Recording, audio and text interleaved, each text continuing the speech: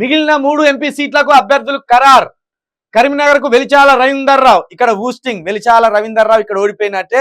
అక్కడ నుండి వినోద్ కుమార్ గారికి గెలిచే అవకాశాలు కల్పిస్తున్నాయి. అక్కడ బండి సంజయ్ సెకండ్ ప్లేస్ ఉంటాడు, థర్డ్ ప్లేస్ లో వెలిచాల రవీందర్ రావు ఉంటాడు. అయితే ఎక్కడైతే బీజేపీకి వీళ్ళు సపోర్ట్ చేయాలని ఆలోచనలో ఉన్నారో కాంగ్రెస్ వాళ్ళు, ఎందుకంటే మన గుంపు మేస్త్రి గారి ఓటుకు నోటు కేసు గుజరాత్కు మళ్లించబడింది. తెలంగాణలో ఉన్న కేసు గుజరాత్కు మార్పించుకున్నారు. అక్కడ కేసు కొట్టేపించుకుంటే అయిపోతుంది, ఇక ఆయన సేఫ్.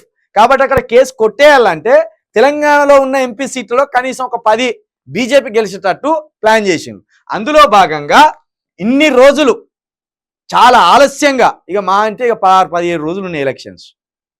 అవి 16 రోజులల్లా వెలిచాల రవీందర్ రావు ఎవరో అక్కడ ఉన్న పార్లమెంట్ సెగ్మెంట్ ప్రజలకు తెలియదు.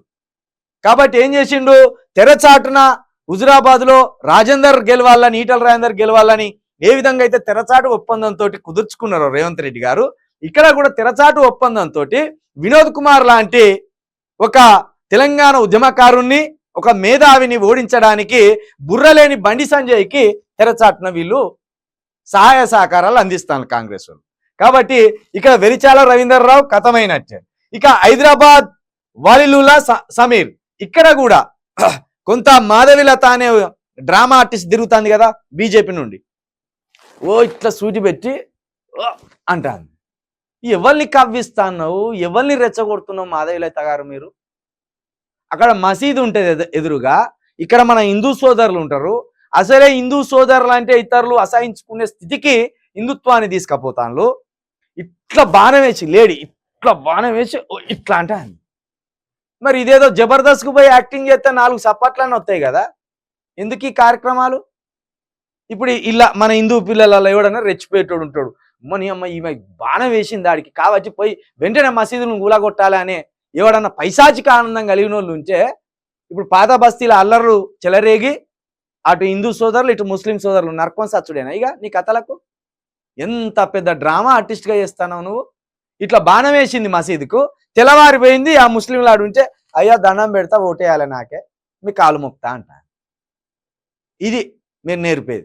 కాబట్టి ఇక్కడ అసవుద్దీన్ ఖచ్చితంగా గెలిచే క్యాండిడేట్ హైదరాబాద్లో. అసవుద్దీన్కి తిరుగులేదు, అసవుద్దీనే గెలుస్తాడు.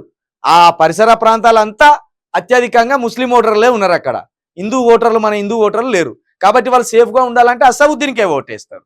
ఇక్కడ ఈ సీటు కథం, ఇక్కడ ఈ సీటు కథం, ఏది వలీలుల్లా సమీర్ కథం అయిపోతాడు. ఇంకోటి ఏంది, ఖమ్మం టికెట్ రఘురామ్ రెడ్డికి.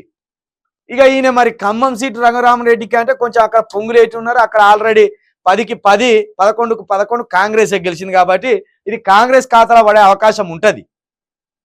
దీన్ని ఒట్టిగా తీసిపడలేం, ఖమ్మం టికెట్ తీసిపడేయలేం, ఇక్కడ అవకాశం ఉండొచ్చు కాంగ్రెస్కి, చూద్దాం. మొత్తానికి అయితే మిగిలిన 3 ఎంపీ సీట్లను కూడా కాంగ్రెస్ ప్రకటించింది. ఈ 3ట్లో 2 కథం అయితే ఒకటి గెలిచే అవకాశం ఉంటుంది. మొత్తానికి కాంగ్రెస్ థర్డ్ ప్లేస్లో ఉండే సీట్లు ఏంటంటే దాదాపుగా అన్నీ చెప్తాం.